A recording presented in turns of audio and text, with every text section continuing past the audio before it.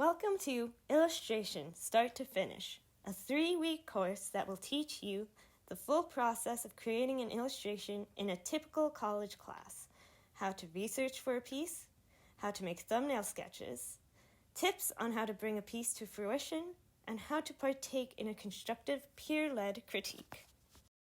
The 3 weeks will be broken up into the research phase, where you will find 3 images to guide your creative process. The sketch phase, where you will complete at least 30 thumbnails.